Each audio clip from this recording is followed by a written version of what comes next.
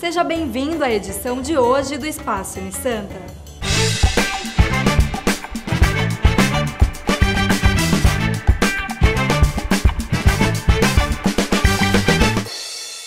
É uma longa história. Você vai saber agora como surgiram os jornais. Eles fazem parte da nossa rotina, seja para uma leitura rápida e despretensiosa ou uma análise mais profunda, seja para saber o que acontece do outro lado do mundo ou no nosso bairro. O jornal é fundamental, né? Ele é o registro da notícia escrita, a gente todo dia de manhã, no café da manhã, poder ler o que aconteceu no dia anterior, poder usar como informação até para o trabalho dos filhos, eu acho fundamental. O jornal é muito importante, é um meio assim maravilhoso, a leitura, a melhor coisa que tem é a leitura. Mas para chegar ao que é hoje, os periódicos têm uma história de quase 2000 anos. O primeiro veículo de informação foi o Acta Diurna Populi Romani, que era, na verdade, podemos considerar o primeiro diário oficial do mundo, que era ainda inscrito em pedra. O imperador romano Júlio César utilizava esse tipo de publicação para anunciar as medidas, né, do império e divulgar junto à população romana. O grande salto nas publicações aconteceu graças a um homem chamado Gutenberg. Ele inventou a prensa. Passa-se a ter, então, um maquinário mais sofisticado que permite uma reprodução maior dos exemplares com uma qualidade gráfica melhor. A partir daí é um avanço, né? E aí surge o que na época se chamava de folhas volantes. Muitas vezes apenas uma folha mesmo, frente e verso, no qual se falava muito sobre política, sobre crimes, sobre escândalos na corte, questões religiosas. Dom João não permitia que os jornais chegassem aqui. Ele temia que incentivassem movimentos separatistas. O primeiro diário a ser publicado no Brasil foi a Gazeta do Rio de Janeiro, em 1808. Ela surgiu graças à vinda da família real para o nosso país. No entanto, o Correio Brasiliense já circulava em terras brasileiras. O material era editado na Inglaterra e chegava de forma clandestina. Era um caderno, tá? Com várias páginas, abordando assuntos, literatura, economia, as guerras que ocorriam na Europa. Uma publicação um pouquinho mais aprofundada, mas que não tinha o apoio da corte. Com o fim da censura prévia, em 1821, vários jornais surgiram, a maioria direcionada a causas políticas, como a abolição da escravatura. Depois que o objetivo era alcançado, a empresa fechava. Uma curiosidade é que Dom Pedro também escrevia, mas ele usava pseudônimos, como o Açoite dos Patifes e Piolho Viajante. Eram 29 no total. Como ele era muito atacado, ele também, segundo consta, teria também participação direta em muitos artigos, usando vários pseudônimos e sendo tão agressivo quanto eram os que criticavam o seu governo. Quando se compara os jornais de hoje com os de antigamente, é perceptível uma grande diferença estética. Existem mais fotos, infográficos e menos textos. Mas e a história de que o jornal vai acabar com a internet? Como deve ser o futuro? O suporte físico parece que é importante, quer dizer, o fato de você virar a página, olhar com calma. Na internet você também você tem uma tela, mas ela não é tão confortável quanto um jornal que você pode deitar na rede, parar em qualquer lugar, no ônibus, enfim. A mídia impressa ainda tem um papel importante. Eu acho que isso é uma questão de tempo. Eu acho que em breve a questão da interpretação, da análise, vai ser o futuro do jornalismo impresso. Água de coco faz bem para a saúde. Confira no quadro que se preocupa com a sua qualidade de vida.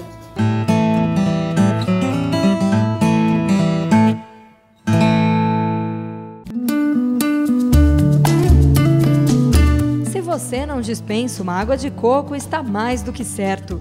Além de saborosa, ela faz maravilhas para a sua saúde. Ideal para dias quentes e frios, a bebida é capaz de regular o funcionamento de todo o organismo. Rica em vitaminas, fibras, proteínas e sais minerais, a água de coco tem também magnésio, que contribui para a formação e o crescimento dos tecidos. Por isso é indispensável na dieta das gestantes. Mais uma dica para as futuras mamães. Um copo gelado de água de coco é ótimo remédio para azia e aqueles enjoos de começo de gravidez. Além disso, ela é considerada um isotônico natural e age como se fosse calmante. É pouco calórica e ideal para quem está de dieta, pois ajuda a enganar a fome. Para quem faz esporte, a água de coco é essencial, protege contra cãibras e melhora o desempenho físico, além de hidratar e repor os nutrientes perdidos. E você sabia que ela é um ótimo remédio para a ressaca? Pois é, os carboidratos repõem a energia perdida com excesso de bebida alcoólica, mas evitar esse excesso é sempre melhor.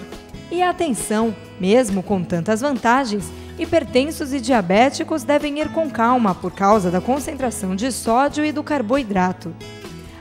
Para quem prefere optar pela praticidade, sinal verde para a bebida industrializada, mas claro que o produto natural é sempre melhor. E os benefícios não param por aí. Água de coco tem propriedades anti-envelhecimento, ajuda a reduzir o nível do colesterol, facilita as funções renais, deixa o sistema imunológico mais ativo, combate a verminose infantil, hidrata e amacia a pele.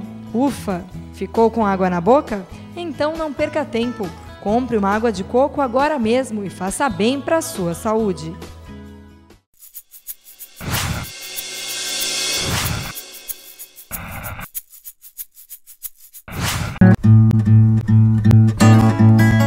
Juazeiro do Norte, no Ceará, recebe todo ano milhões de romeiros em tributo a Padre Cícero.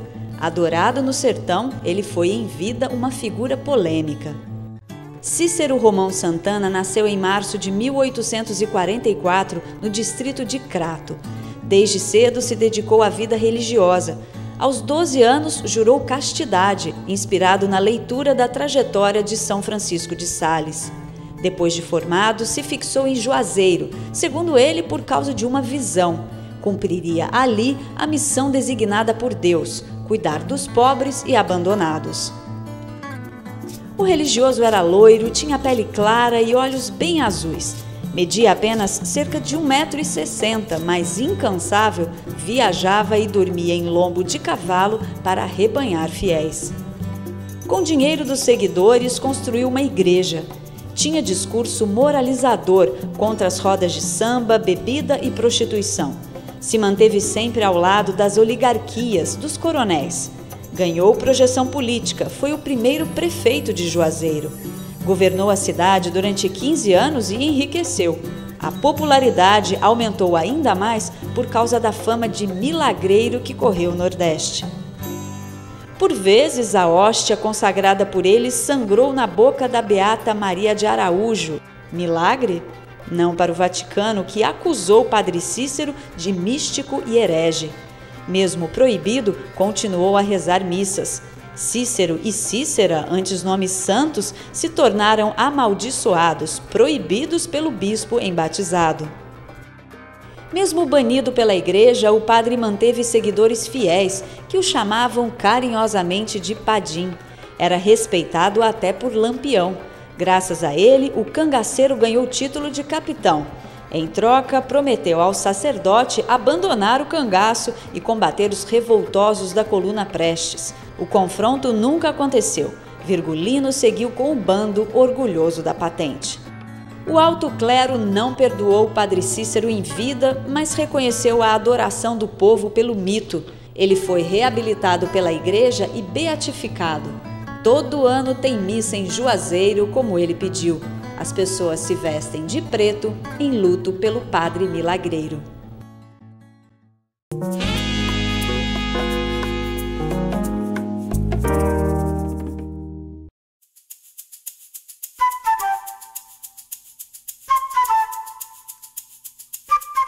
Ainda acabo fazendo livros onde as nossas crianças possam morar. Ele nasceu em Taubaté em 18 de abril de 1882. Criado em um rancho, usava legumes e espigas de milho para construir bonecos. A criança que há dentro de todos nós nunca envelhece. Aos 7 anos, Monteiro Lobato descobriu os livros na biblioteca do avô e começou a escrever. Mas foi no jornalzinho O Guarani que publiquei a minha primeira coisa. apareceu sob o pseudônimo de Josben. Por vontade do avô, foi fazer faculdade de Direito, mas o que Lobato queria mesmo é ter frequentado a Escola de Belas Artes. Esta paixão pela arte resultou em várias caricaturas e desenhos que ele enviava para jornais e revistas. Mais tarde, decidiu ir em busca de mais oportunidades e se mudou para São Paulo. Logo passou a colaborar com jornais como Gazeta do Povo e A Tribuna, de Santos. Com a morte repentina do avô, se tornou fazendeiro. Foi nessa fase que, ao observar o homem da roça, escreveu o conto Urupês, que mais tarde virou livro. Foi nesta obra que surgiu o famoso personagem Jeca Tatu. O Jeca, assim se chamava o menino portenho, era um colosso aos olhos da avó. Quando apareceu, que decepção! Um bichinho feio, magruço, barrigudo, arisco, desconfiado, sem jeito de gente. Por isso mesmo, o seu nome ficou na minha cabeça. Anos mais tarde, precisando dar nome a um personagem caboclo, logo me veio à tona a figura desajeitada do Jeca, o mais Jeca de todos os Jecas que tenho visto. As dificuldades financeiras e a vida monótona do campo fizeram Lobato, a esposa e os 4 filhos voltarem para São Paulo. Mais tarde, ele escreveu a primeira história infantil com o nome de A Menina do Narizinho Arrebitado. Eu queria dar um traço característico, pitoresco, à minha pequena personagem. E que traço mais pitoresco do que um narizinho arrebitado? Do livro nasceram outros personagens como Pedrinho, Dona Benta, Tia Anastácia e a boneca de pano mais esperta do mundo, a Emília. O certo em literatura é escrever com o mínimo possível de literatura. A mim, me salvaram as crianças. De tanto escrever para elas, simplifiquei-me. Além dos livros infantis, escreveu outras obras literárias como O Choque das Raças, A Barca de Gleire e O Escândalo do Petróleo. Um país se faz com homens e livros. Monteiro Lobato sempre foi empenhado em causas nacionalistas. Na época da ditadura de Vargas, foi perseguido e preso. Centenas de livros do escritor foram recolhidos das livrarias e alguns foram queimados. Há 2 modos de escrever. Um é escrever com a ideia de não desagradar ou chocar ninguém. Outro modo é dizer desassombradamente o que pensa, de onde der, haja o que houver, cadeia, forca, exílio. Em 4 de julho de 1948, um espasmo cerebral levou Monteiro Lobato à morte aos 66 anos. Mas as obras do autor vão ficar para sempre na história da literatura. Tudo é loucura ou sonho no começo. Nada do que o homem fez no mundo teve início de outra maneira. Mas já tantos sonhos se realizaram que não temos o direito de duvidar de nenhum. E antes desta edição acabar, aquele importante recado. A gente quer a sua sugestão ou opinião sobre o programa. Acesse o site www.santaceciliatv.com.br/espaço sem cedilha Unisanta e mande sua mensagem. Ou fale com a gente pelo Twitter, @espaço sem cedilha Unisanta. Estamos também no Facebook e no Orkut. E temos um canal no YouTube, onde você acompanha a nossa programação diária. youtube.com/espaço sem cedilha Unisanta. Esperamos o seu contato. E é isso por hoje, até o próximo programa. Tchau!